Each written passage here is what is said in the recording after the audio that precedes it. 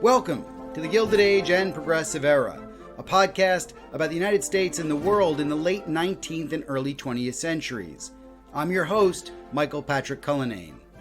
In 1898, the United States went to war with Spain. The conflict sparked a debate over the identity of the United States. Is it a republic or is it an empire? Now, I don't want to diminish the empire building of the early republic in the sense that I think America has pretty much always been an empire of some degree or extent. There was the imperialism of manifest destiny. There was the Mexican-American War. There were the Indian Wars of the 19th century. Continental expansion and conquest were, in many ways, the equivalent of overseas colonialism that occurred after the War of 1898. So there's that long history. But there's three differences that seem to distinguish the acquisition of colonies in 1898. First, there's the scale of that conquest. Taking the Philippines, Hawaii, Puerto Rico, and Guam meant displacing the sovereignty of 14 million people. Second, the territories that were acquired, in some cases, like that of, say, the Philippines, Hawaii, and Guam, spread the American empire to geography far from the continent. It was non-contiguous with the rest of the nation. The war also had global consequences for the Pacific, the Caribbean, and for the Atlantic worlds. And third, and finally, the acquisition of the colonies did not follow the same pattern of continental expansion. And what I mean by that is that white settlers did not immigrate to the colonies, and the colonies would not eventually become states, although Hawaii would be the exception there. In time, Hawaii would become a state. Now, there are several wonderful books out there about the War of 1898, the acquisition of territories, the governance of these colonies, and even some people have written about the anti-imperial movement that opposed American colonialism. But I am not interviewing an author of a monograph today. The inspiration for today's podcast instead comes from the art world, and specifically from an exhibition at the Smithsonian's National Portrait Gallery in Washington, D.C. It's entitled 1898 U.S. Imperial Visions and Revisions. And if you're in the D.C. area, this exhibit is worth a visit. It's the first major Smithsonian Museum exhibition to examine the War of 1898. And to me, that last fact is hard to believe. We're 125 years out from the Spanish-American War, and there has never been an exhibit at the Smithsonian Institutes. This exhibition showcases more than 90 objects in order to present various perspectives of those who advocated for expansion, those who opposed expansion, and those who tried to have agency over their political futures when the United States came to govern these territories. It is on until February 25th, 2024. Please go and see it. The architects of the exhibition are the Smithsonian's Taína Caragol, curator of painting, sculpture, and Latino art and history, and the acting senior historian of the Portrait Gallery, Kate Clarke Lemay. With assistance, I should say, from Carolina Maestra, who they've mentioned several times in the interviews. She's the curatorial assistant for Latino art and history. Welcome to the podcast, Kate and Taína. Thank you very much. Thank you. Well, I want to say how much I enjoyed the exhibit. I visited 2 weeks ago, but my natural inclination is to ask you, why 1898? I mean, what gave you the idea to recall the war, its aftermath, the Great Debate? And I also noticed that in your description of the exhibit, you said that the Smithsonian hasn't done this before. So why now? Right. The Smithsonian has not undertaken an exhibition of this scale, exploring the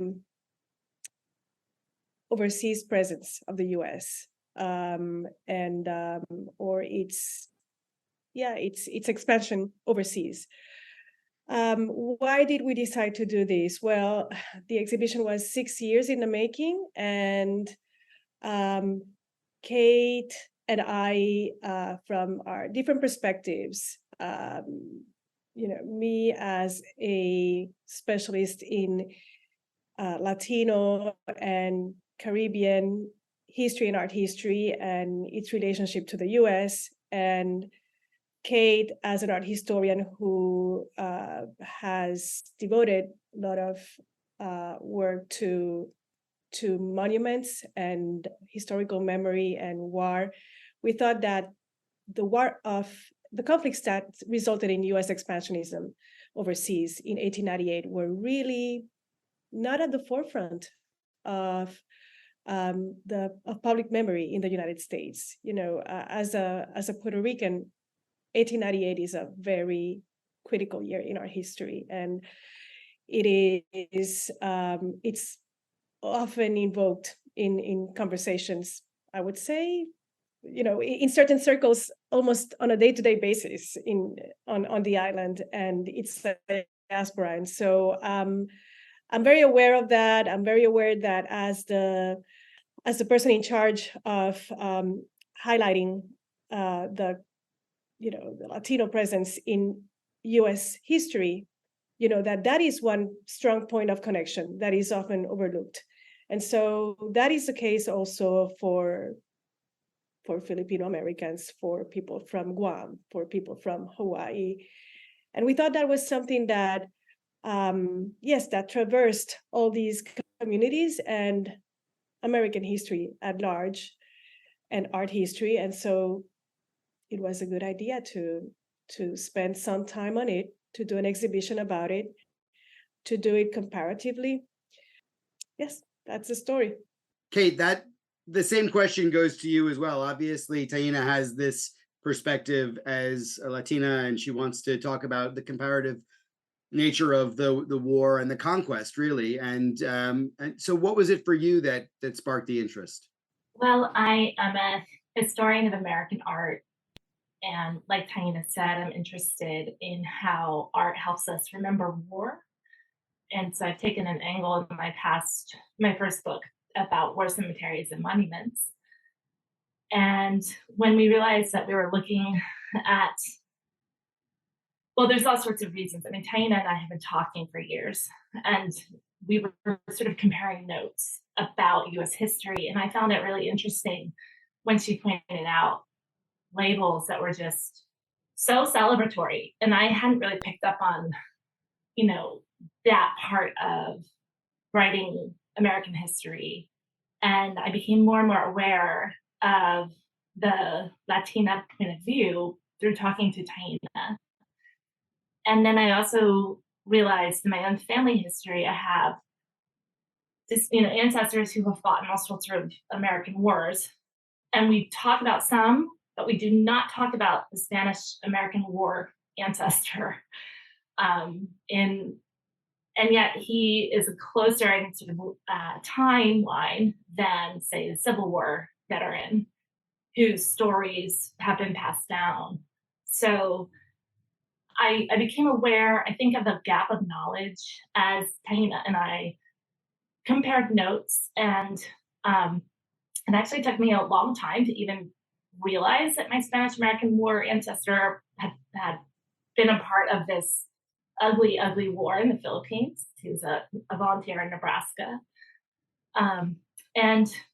So there's a lot of connections that we make as art historians from the art object to the history. And that is so fascinating, as we are both curators and historians of US history, albeit, with different concentrations. But the 125th anniversary is also this year. So we felt that this was a very timely exhibition. It was kind of the moment to look again at the Spanish-American Cuban-Philippine War, which we sort of call the War of 1898.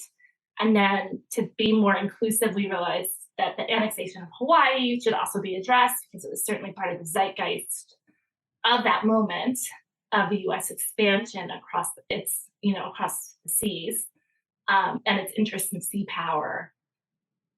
So that is sort of how it came about. Really, it was through comparing notes with a brilliant colleague. Also, in terms of how you considered the exhibit, you mentioned labels and geography.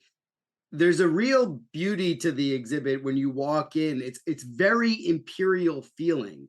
There are these banners on the wall that label the geography, Hawaii, Puerto Rico, Guam, the Philippines, etc. Right? And then it's like this feeling of a world fair. The world fairs, they all had those the sort of international forums for cultures to show off like what's going on in the Philippines or what's going on in Cuba.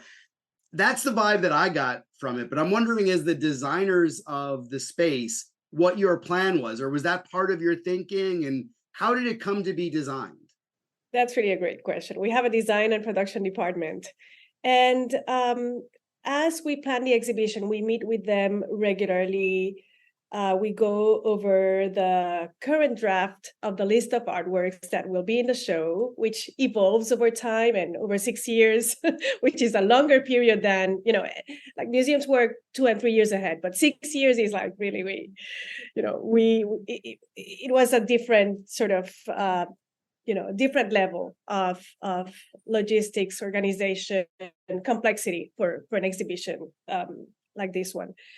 And as the design and production department started to to embark on their particular contribution to the project, which is to design the space, they came to us with some ideas. It's very interesting that their first idea was to use a color palette for the walls that was green and brown. And Kate and I looked at each other and we're like, but this is about the sea and the ocean. And so we need to think blue here. And it's derived, tones, right? And so no, but then the conversation flowed very, very smoothly. They came up with that brilliant idea of using the banners to identify each geography. And that was, I think, very, very smart. Many people have asked us about those banners. And they certainly lend a feel that of world exhibition sort of feel. And however, we were very clear also that this was a delicate endeavor in terms of design too. By no means we would have wanted to create a field that was celebratory of this history, of course. We wanted to maintain a critical perspective on all of this, and that had to be reflected in the design too. So at some point also, like the text for the banners was like in diagonals, and it just seemed it gave a very different look to it, and that was not as somber. And we said, no, we need to go for elegant and somber and serious, because this is a history with repercussions until today that need to be probed. But also, the other element here that contributes to the design, but that it's separate from it, is the artwork. And Kate and I traveled to 74 collections around the world, to all these different places that were implied in what we call the conflicts of 1898. And by that we mean that amalgamation of the War of 1898, the joint resolution to annex Hawaii, and the Philippine-American War. And we found some incredible artworks that bring that story to life. Yeah, I agree, actually. I did think, being the National Portrait Gallery, that there would be dozens of portraits from the usual suspects. And before we started the interview, we were talking about the John Singer Sargent portraits of Leonard Wood and Theodore Roosevelt, and even Moorfield Story. But I was delighted to see some collections from Manila and Puerto Rico. I mean, there's for example, the portraits of non-American combatants like Jose Rizal. I mean, can you say a little bit about these? I mean, fairly often, if the War of 1898 is forgotten, these combatants are definitely forgotten in American history, right?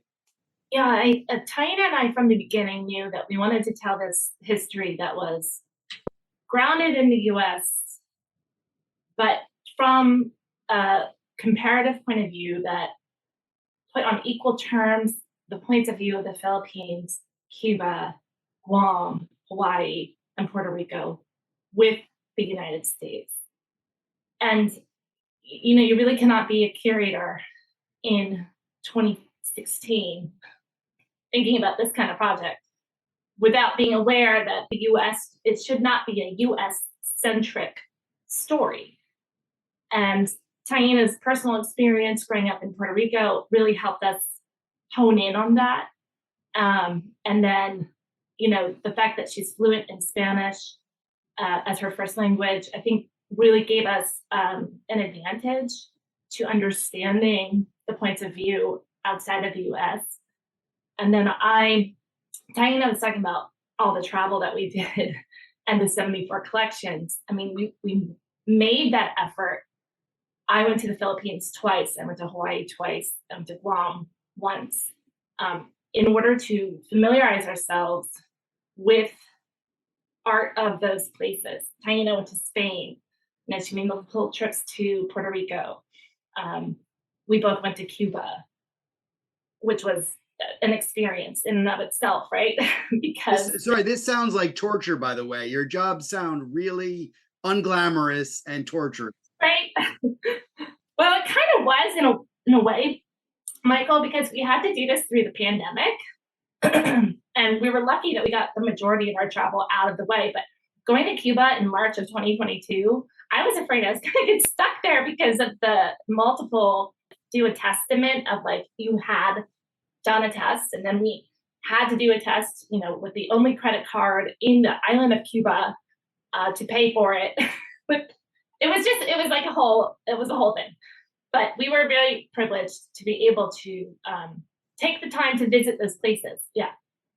I mean, I know the job sounds like torture, and it's no, we're incredibly privileged to work in the art field because it's work that is inspiring on every day. We're inspired by art, by what artists, the present of the past have created.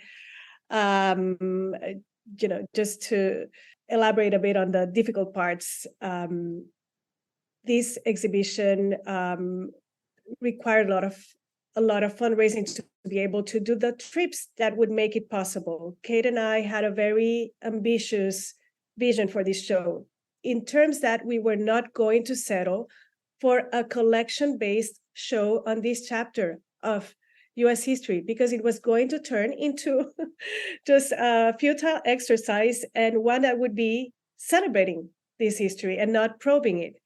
So the project required that we do all this travel, and that required also that we do all this grant writing, tons and tons of grant writing, which is the not fun part of all of this, of course, because it's how it is. You're a scholar yourself. You submit so many grants, you're rejected so many times, you are rewarded some other times, but it's labor intensive. And then there are the reports. Oh my God, I'm like, and I have to write one more report. But again, to get back to the positive, we were successful in the grants. We got a $250K grant from the Mellon Foundation that we're especially proud of. Once the Mellon, put its weight behind us, and I mean, what a boon that was for us, frankly. Well, it's good to hear that even the National Portrait Gallery has to, struggle to get patronage, really, because we in the academic world, we all have to do it. It is a thing, and it's the rejection is difficult, the report writing is difficult, and then getting back up and doing it all over again for the next project. It's like a hamster wheel. But let's get to the art, because that's really where your passion is, and as you say, that's the big positive and the big takeaway. And for me, when Taína asked me before the interview what sort of sparked my imagination most, or what I was most interested in when I came, I mentioned the Moorfield Story charcoal that Sargent did. But in hindsight, the thing that really got me was not the portraits at the National Portrait Gallery. It was the scenes, the landscapes, which I had never seen before. And I had never I'd obviously considered the perspective of other peoples involved in the war, particularly belligerents on the Filipino and Cuban side, but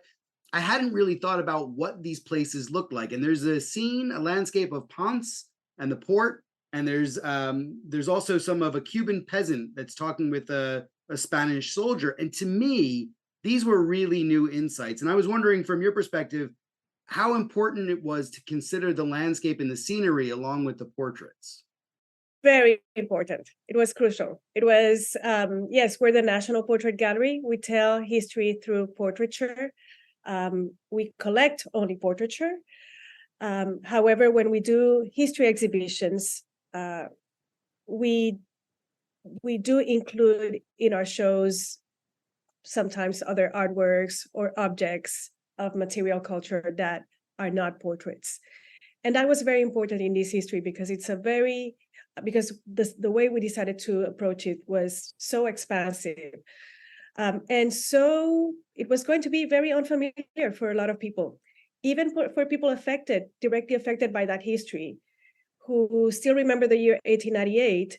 They might know how 1898 affected the history of their own island or archipelago, but not necessarily of another one, right? And there were so many destinies that were changed that year, political destinies, through this U.S. overseas expansion into the Philippines, Guam, Puerto Rico, Hawaii, and the establishment of a U.S. protectorate in Cuba.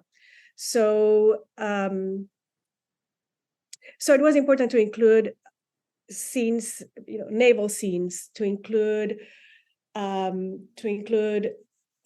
scenes that gave us an idea of the landscape of certain places, so that people could situate themselves in the city of Ponce, Puerto Rico, or in a rural town in Cuba during the Third War of Cuban Independence, or so that they could sort of envision the Battle of Manila Bay on the 1st of May, right? These are all artworks that help us give dimension to the conflicts of 1898 and to the people who were involved in them.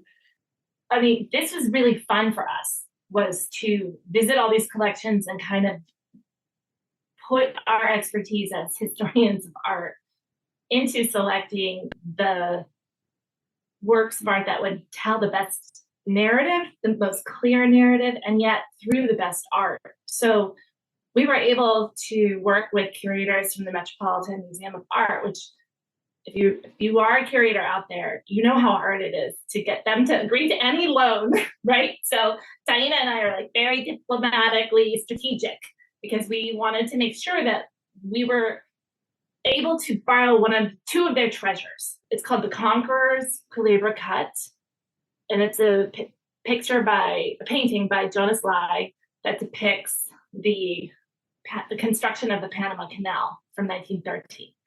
And it's an incredibly modern work of art that captures the violence to the earth that was enacted through superior industrial technology that the United States employed.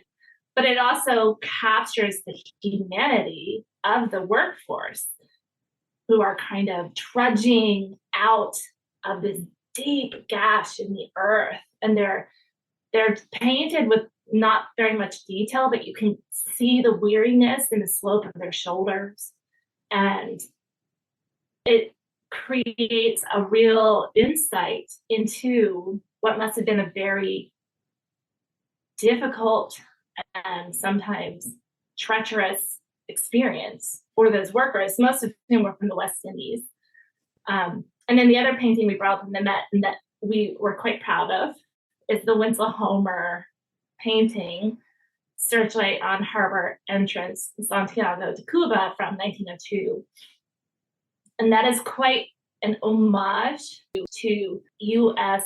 naval modernity in that it displays the use of the searchlight, which was invented in 1893. And so the fact that the U.S. was the only nation to put electricity on their vessels, and you're looking at this basically a moonlit seascape, seeing these searchlights coming out of nowhere.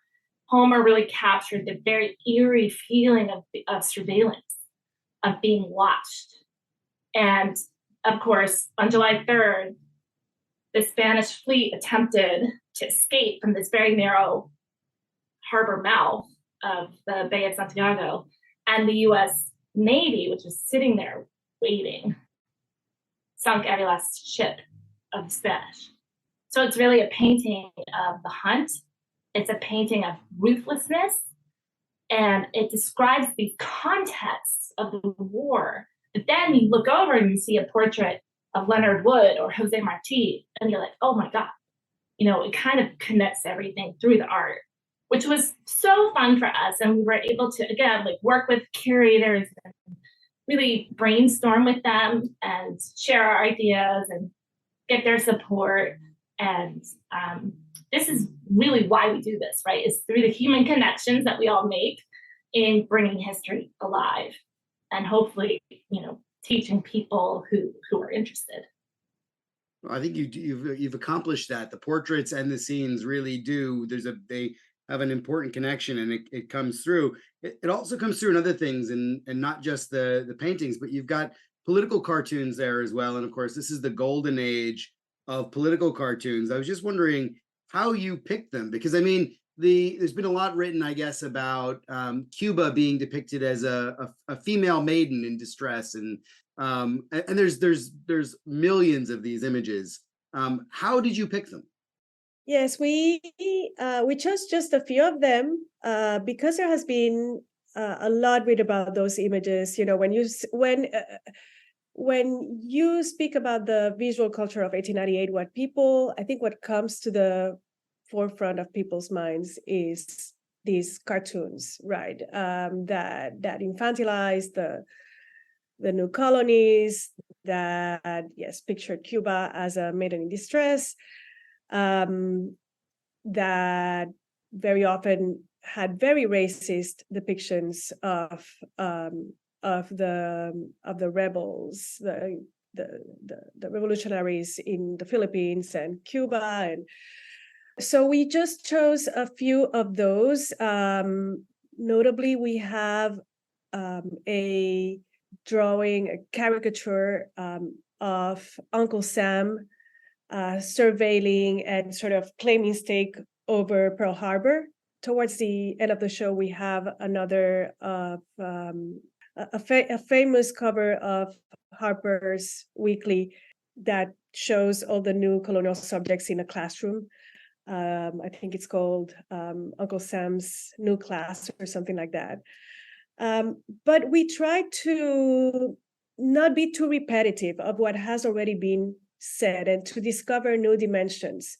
And so one of our favorite parts, because it was so wild and bizarre and perverse, was finding all these board games and objects that that were commercialized during the war to promote the war in the United States. That is just a selection. Kate and I saw much more. We saw puzzles. We saw. I still think about the shot glasses with the faces of naval staff of the U.S. Navy, and I have pictures in my head of people getting drunk with those. Well, incidentally, I don't know if you know this, but George Dewey was so popular that he had a cocktail named after him, and it is delicious. But it's designed to orange bitters that are supposed to taste like Seville, and cardamom seeds that are supposed to have a taste of the Philippines. So, you're absolutely right. This is an incredible period of consumerism. I loved the board games. Yes. Isn't it weird? It's like you love them, but you kind of want to like Taína knows I've confessed to loving them, right? But at the same time, they're so perverse that it's kind of like I with hat in hand, I'm kind of like, yeah, I kind of really like these. But for me too, it's interesting. They draw a through line to the war gaming that's done in professional military education and strategy schools, right? That are employed to this day within the U.S. military's teaching. That's interesting. I hadn't even considered that. I just saw the bright colors and the sort of gamifying of war, but That's fascinating. I hadn't realized that. And Dewey had a lot of things named after him. Roosevelt would have, Leonard Wood. I mean, did you stumble across things that, like, for example, I know there was a washing machine named after Commodore Dewey. Did you find things that you just couldn't fit in the space that you had? Oh yeah, all the time. Yes. And that was like Taína, you remember when we would sing to each other, Dewey, Dewey, Dewey, Dewey, Dewey, because it was like Yes. this sheet music. We have all these insider jokes for our 6 years of working together that, you know, only Taína and our curatorial assistant, Carolina Maestra, will now understand. Everyone else would probably think I'm nuts. But I actually, we saw, well, Taína, you should talk about your trip to the Wolfsonian. Right.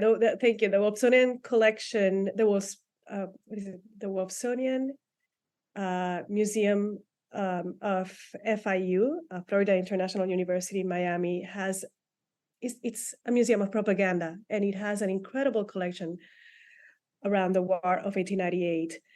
And they have a lot of, well, among the many materials they have, from books to stationery produced in honor of the war, they have a huge collection of sheet music.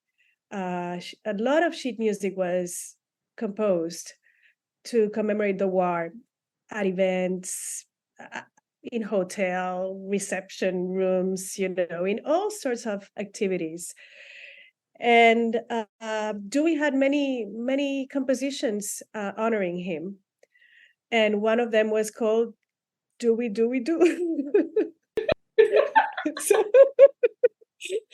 so "Dewey Dewey Do" became a thing for us, and it was like Dewey Do. You want to marry me? Like it was yeah, something like that. Yes, sort of romantic. So we just found it. I'm going to find this and I'm going to post a link on the website so that we can have, and maybe we can get a reenactment. That would have been a great addition to the exhibit. And I also found Taína, the fan, like Taína and I set our eBay alerts, and as one does, right, when you have 6 years of working on a show. And so I found this really cool fan that had it was a curiosity piece, right? So the spines of the fan were like stems of a pansy, and the leaves of the pansy there are 4 petals, if you will, and then on one petal there's a portrait of one of the so-called heroes of the Cuban blockade campaign. And so you had Schley and Shafter and Hobson, Sigsbee, but then you also had McKinley and Roosevelt. So like just throw those guys in for good measure because they are so popular, I think. But yeah, there's some really interesting like material culture just from that era that we had fun with. One of the big, the objects, and I say big because it is enormous, is the Hawaiian coat of arms quilt, and that is something that if people go onto the website, they can check out the object. I don't know will they get a sense of scale from what they see online and what it is in the room, but what inspired choices like that? Because that's a pretty obscure object that obviously tells the story of Hawaii in a way, but how do you stumble across that, and then how does that get in, but other things get left out? We wanted to tell the story of Hawaiian resistance. Taína was talking earlier about how we were sort of measured and limited our selection of caricatures because it's a painful history. And I think that you have to be very sensitive to the people who are still living with this history.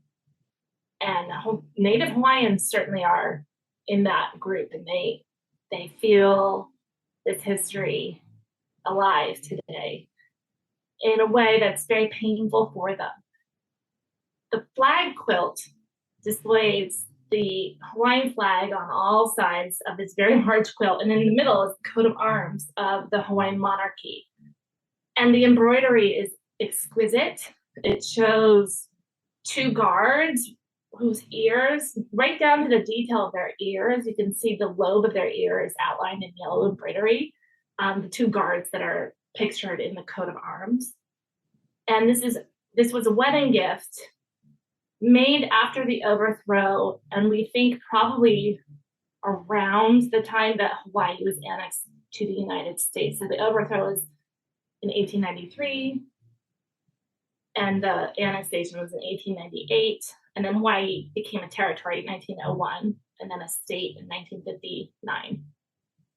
But the fact is, this was an object of Hawaiian resistance, but also love of their queen and devotion. And it says so much more than what Taína and I could put in a label, right? To explain the continued feelings that Native Hawaiians have. So I think I also like to picture it as it was probably originally used, which was sort of wrapped around a canopy bed with the top rail of a canopy bed. So if you were to visit someone who had that flag quilt and maybe pass by their bedroom, you could see that they're still flying the Hawaiian flag. So there's a lot of symbology in there too that harkens back to the various parts of Hawaiian history. So there's a St. George's Cross, right, to represent the English sort of involvement in the islands. I suppose we could say the same about the Philippines as well. The Philippines is like 5,000 islands in the archipelago. I mean, it's probably the most demographically diverse place on the planet, not just in terms of the geography, but also the cultural differences, languages, ethnicities, religions. But in the exhibit, one of the things I noticed is that it tended to focus mainly on Luzon, the largest island in the archipelago, and on the ilustrados, or the sort of intellectuals of Luzon and Manila and Cavite, like Aguinaldo, Agoncillo, and Mabini. Did you think that there was more to tell about the Philippines? Do you think that there was more about Philippine resistance that went beyond Luzon and beyond those ilustrados? Well, yes, for sure. There is a kind of there's a commodity of space that we had to deal with, and in order to tell the points of view and give sort of the same kind of space to Guam, for example, which always gets left out. You can't tell the entire history of Hawaii or the Philippines, and I hope that our show serves as a conversation starter, really, and I think it certainly has in Hawaii. I know that much. And people are taking the torch and maybe expanding the examination of history to make it more inclusive of what they would like to see, representing more events. But in terms of the Philippines, yeah, it's a huge archipelago, not at all of one culture. And the revolution against the Spanish of 1896 was, really led by Andres Bonifacio and Emilio Aguinaldo. And Bonifacio is not in the exhibition. We found one portrait of him that was in very poor condition, and that was in a collection that was too far to ship to us. It was too costly.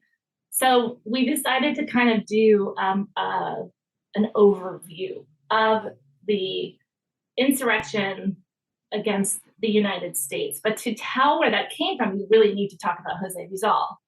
And then to talk about where it went, you need to address guerrilla warfare.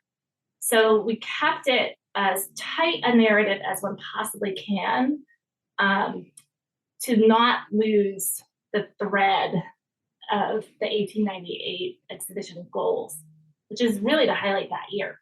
Yeah, I think that's a fair enough, curatorial decision. I think there is so much to cover, which is almost the point that I'm making. I don't think, I think you have struck a narrative here, and I think it is that there are many perspectives, and this is not a criticism of it. I wonder myself about the Philippines. I wonder about, are there portraits out there of the Sultan of Sulu? I mean, I don't know, are there? And I think that in itself is an interesting question. From the 16th century? Yeah, actually, well, I mean, there's a posthumous kind of representation of him by Juan Luna that we include in our book, actually. It's a really beautiful representation of the agreement between the Zulu, the Sultan, and the Spanish. We found the kind of armor, something very similar at least to the kind of armor that he was wearing. Well, that's interesting as well. So that's in the Smithsonian collections. Yeah, the Datu Sikatuna. And then, I argued for this to be in our book because this Juan Muna is probably the preeminent artist of the Philippines from the 19th century who, lived into the 20th. A masterful painter. His name should be known by everyone, but he's kind of, underrepresented. This is such an interesting kind of brings to light that detail of the Sikatuna's outfit. No, and the book does include much more than that's in the exhibit. I think that's a good thing to point out. And this just gets to my point about my broader point about, is 1898 just too darn big? And what I mean by that is, one of the portraits that I saw was the Supreme Court Justice John Marshall Harlan. And it made me think of, and I don't know, I think you may have mentioned it but I can't remember, the Insular cases, which are ruled in 1901, and they have an extreme bearing on the territorial sovereignty of all of these places, including their relationship to the United States. And I mentioned Moorfield Story's portrait, and I thought of that long history. And I mean, can you cover all this? You mentioned Panama is in the exhibit as well. And, where do we draw the line on what gets in and what gets out? I know I've been asking that question again and again, but it's kind of like, I wish you could take over the whole floor and do 1898. We did talk about that, of doing our own, we had expansionist desires ourselves, of taking over the museum with this show. Something we regretted to not cover was contemporary art, because there's a lot of contemporary artists from the current or former territories of the United States who are still making artwork about it. And so, yes, that is also covered in the book, in my essay. But yes, it's a really good question, Mike. I mean, it was very hard to delimit the scope of the exhibition. We knew 1898 was the flashpoint. Something that was very important to both of us was to have sort of an elastic timeline, which is the one we applied through the show, right? And as you go from gallery to gallery, from bay to bay, rather, because in the space, we wanted to start the history of each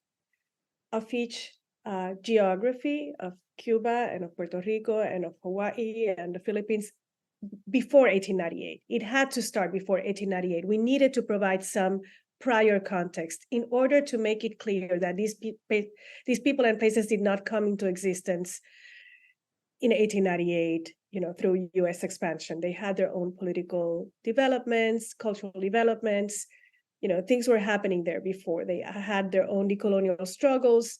And then, yes, we wanted to then shine a light on the turning point that 1898 represented for them.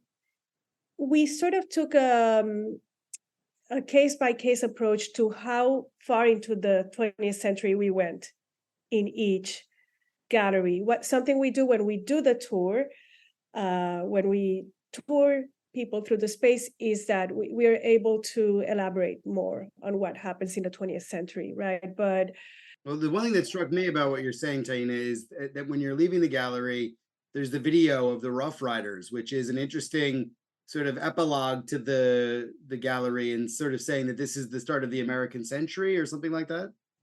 Yes. Sure. Indeed. That sounds good.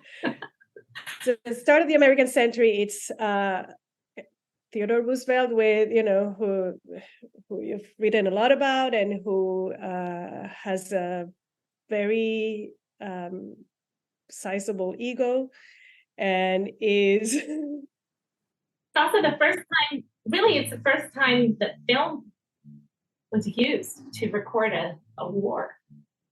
And Taína, yes, but it has.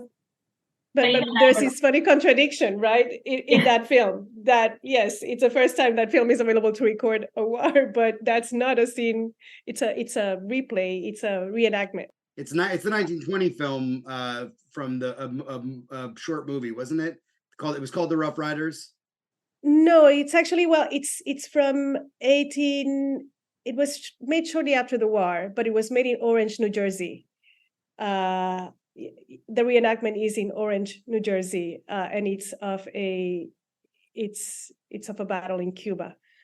So just look at the trees. Different in New Jersey as opposed to the Hollywood before Hollywood. But yeah, I know what you mean. And yes. And in the show, I just want to say that, with the insular cases, I mean, that is a huge point that Taína especially delved into, and we recruited for our audio component Judge Helpe to speak about the legal aspect of John Marshall Harlan's case. The insular case is that John Marshall Harlan actually loaned dissent in the insular cases, Down versus Bidwell. Right. He authored the dissent opinion, and I know you've also written about this, Michael. But yes, so that was important for us as a pointer, really, to the 20th and 21st century. These are very consequential cases, and some lawyers who are invested in achieving civil rights and equity for people in the territories talk about the insular cases as the next frontier after Plessy versus Ferguson, right? The next legal frontier in finding appropriate constitutional representation for everyone. Kate and I really had an amazing experience co-curating this show, also with the assistance of Carolina Maestre, and it's, once you work on this for years, you have to do an incredible amount of research with the goals that we put on that we impose on ourselves, of doing this comparatively. That became very, very onerous, really, and also very, it required, of course, that we reach out to numerous scholars across these different places and be very humble about what we knew or didn't know. It's really easy to make mistakes. I mean, at least in my experience, I was reading some sources that just elaborated to the point of exaggeration, and I didn't realize, this is actually not a good source, or the sources that are native, that at least in the history of Hawaii, have been overlooked on purpose, because that story demonstrates resistance to the U.S. seizing of Hawaii. And that is a story that most Americans really would prefer probably not to know about, because it's a difficult one. It's painful. Sure. It paints, forgive the pun, it paints the United States as the imperial conqueror rather than the benevolent assimilator, as McKinley had put it. I mean, the insular cases I'm fascinated by. I would love to ask you a lot more about that. And I think that your exhibit it truly does justice to all of the historians in the U.S. and those that are outside of the U.S. as well. I think it really has a broad base of research. I mean, there's another thing about all this too that I was thinking about, that it's a live issue. This is not, I know we're talking about it moving into the 20th century, but really this is moved in the 21st century. Neil Gorsuch has recently said that the insular cases are bunk and they should be basically eradicated from constitutional law because they have no basis, of which he has got, a valid point. And my politics don't line up with Neil Gorsuch's, but I do think that's an interesting thing, that my politics don't line up with his, and yet there is some interesting common ground there. And it brings me to the great debate, which does feature in the show in the exhibit, the anti-imperialists versus the imperialists and the domestic debate that goes on within the United States over whether it should be a republic or an empire. And you've got the banner up there that says republic or empire. And I suppose the question that I had for you is it a failure? Is the anti-imperialist movement a failure? I mean, and then how do you tell that story through the 20th and 21st century? That is a fascinating question, and you're the second person to ask it in the last 2 weeks.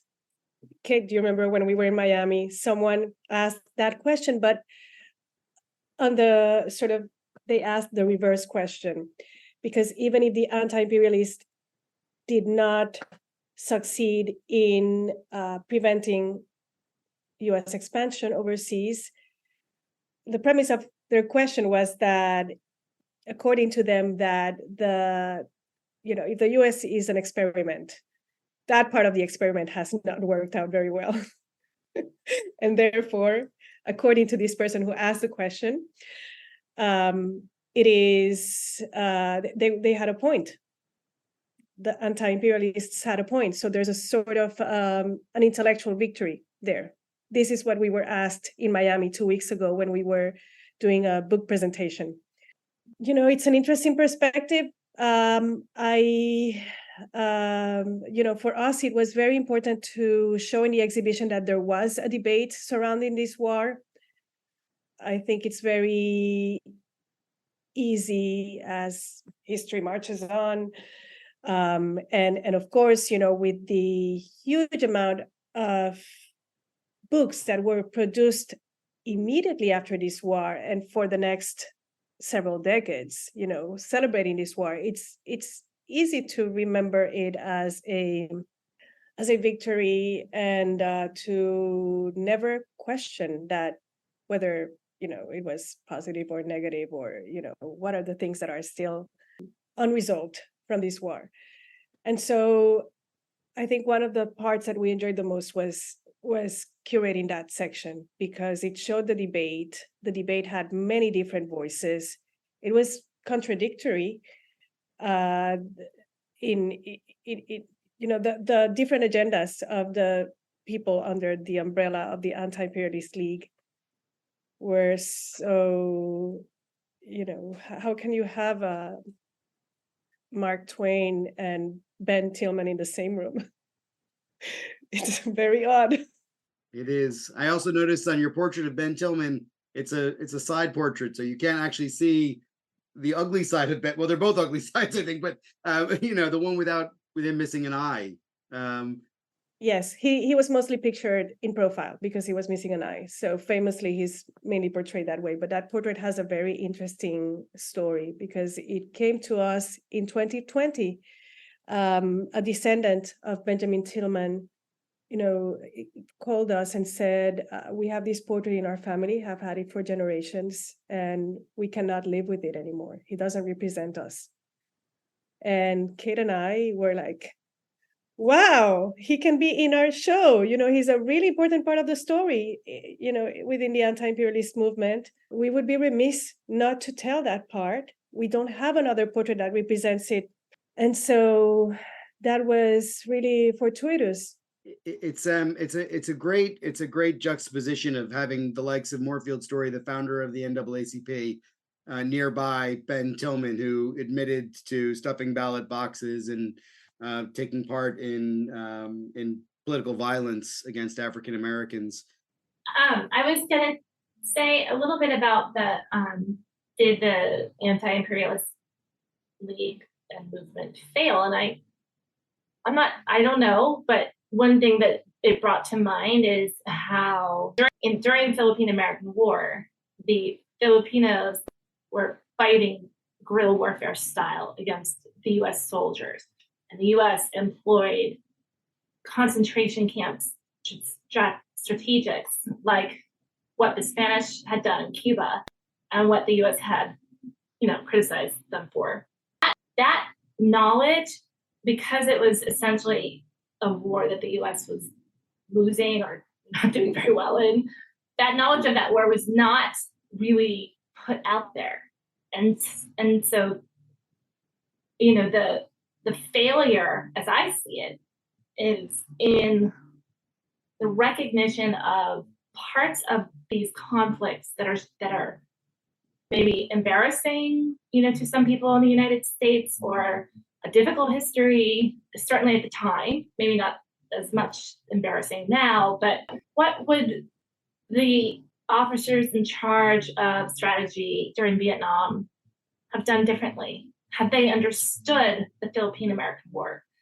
And likewise, Afghanistan, I just think that there's some parts of this history that have been so dulled to American memory that it has been to our disservice as a nation. And that's not, that should be a lesson about sort of why history matters.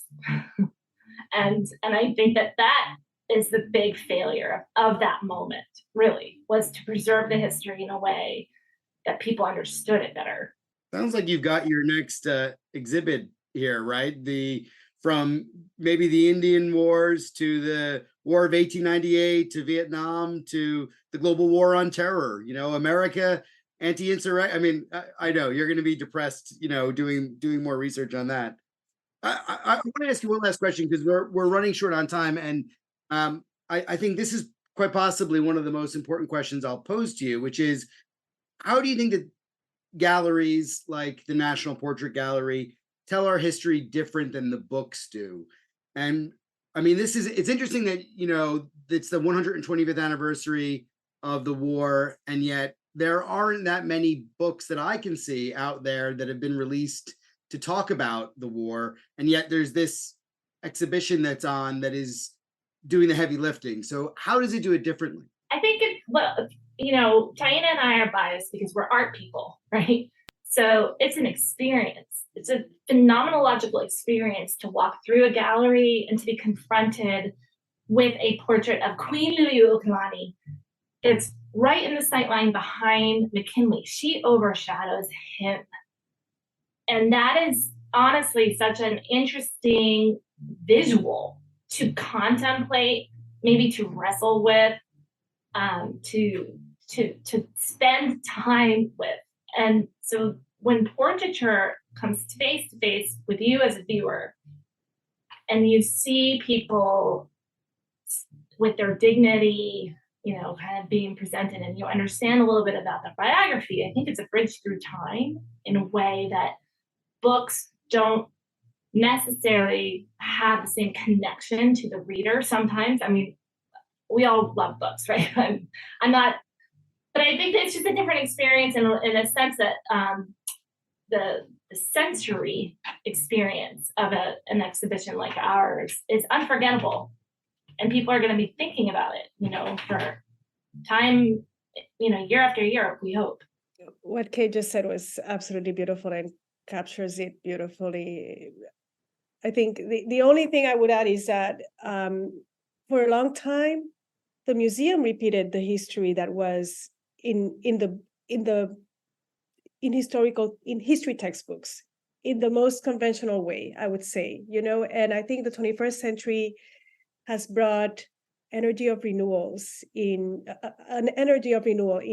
museums, particularly that have national missions. Certainly in the past 5-6 years, but also in a stronger way after 2020. However, we have to remember that this exhibition was in the books before that, and I think that that's something to make really clear. We've been thinking about it for a long time already.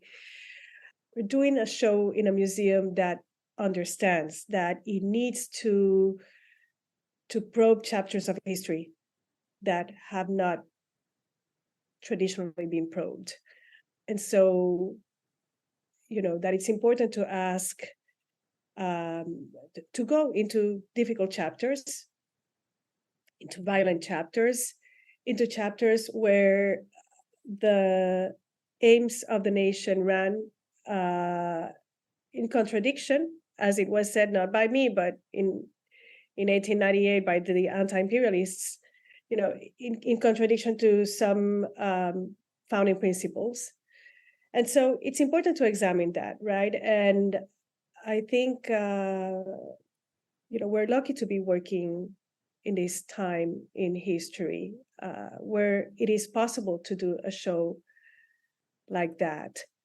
Being beautifully put by both of you, and thank you very much for joining me. The exhibit is on display until February 25th, 2024. Kate Lemay and Taína Caragol, who I'm going to get the enunciation right at some stage, are the architects of this beautiful exhibit, and I would encourage everyone to go out and visit it. And thank you both for joining me on the podcast. Thank you Thank for you so having us. much. It was wonderful. Well, that's all we have time for. Thanks for listening.